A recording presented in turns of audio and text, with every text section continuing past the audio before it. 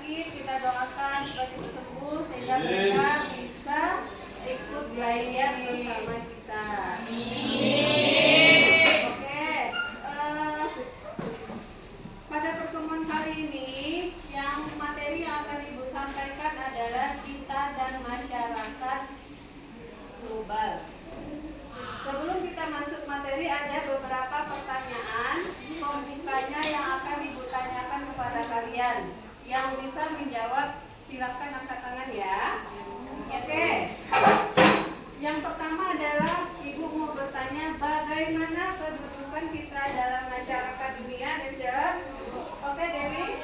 Kedudukan kita di dalam masyarakat dunia itu seperti posisi atau peran kita dalam hubungan dengan negara-negara lain baik secara politik, ekonomi, sosial, budaya maupun lingkungan, Bu.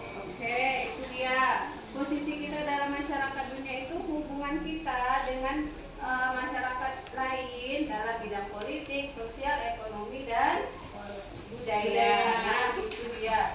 Oke, sekarang pertanyaan kedua.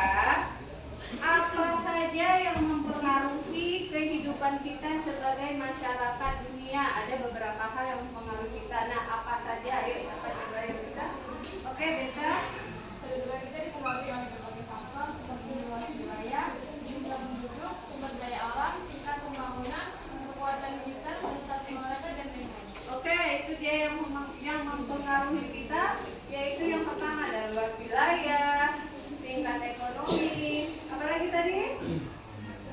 Sumber daya alam. Itu dia ya, yang mempengaruhi kita adalah masyarakat global. Terus pertanyaan yang ketiga. Ayo, sebelum pertanyaannya Ibu sampaikan, kira-kira nih siapa yang bisa? Yang berani?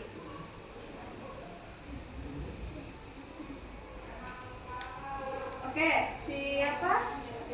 Silvi. Pertanyaannya adalah bagaimana masyarakat di berbagai belahan dunia ini saling berkontribusi pada pembentukan identitasnya masing-masing?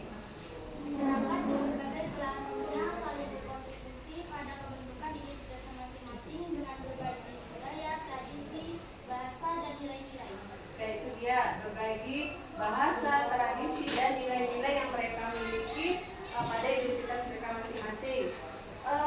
Ada lagi jawaban yang lain? Oke, Komala. Masyarakat juga berkontribusi dan berbagi pengalaman dengan menggunakan media sosial untuk berbagi informasi dan ide tentang identitas mereka.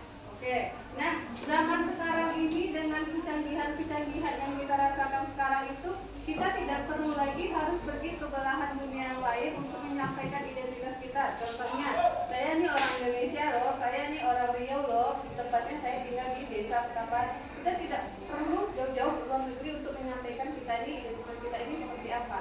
Tetapi cukup kita gunakan media sosial, kita perkenalkan diri kita ataupun kita perkenalkan kearifan-kearifan lokal yang ada di sekitar kita, maka masyarakat belahan dunia lain akan tahu seperti apa identitas kita. Oke, ini pertanyaan terakhir sebelum kita masuk materi inti. Bagaimana globalisasi berkontribusi dalam pembentukan identitas kita sebagai masyarakat dunia? Dela? Globalisasi berpengaruh terhadap pembentukan identitas kita, baik secara positif maupun negatif. Secara positif, globalisasi dapat membentuk wawasan kita menjadi lebih baik dan dapat mempelajari budaya yang ada di Indonesia. Oke, nah itu dia. Karena sekarang bebasnya globalisasi tidak ada hambatan lagi. Globalisasi itu membawa pengaruh positif dan negatif. Membawa positif contohnya wawasan kita bertambah luas, kita menjadi tahu tradisi, adat istiadat, budaya masyarakat dunia lain, negara lain, dunia lain ya, negara lain. Nah, kalau negatifnya apa?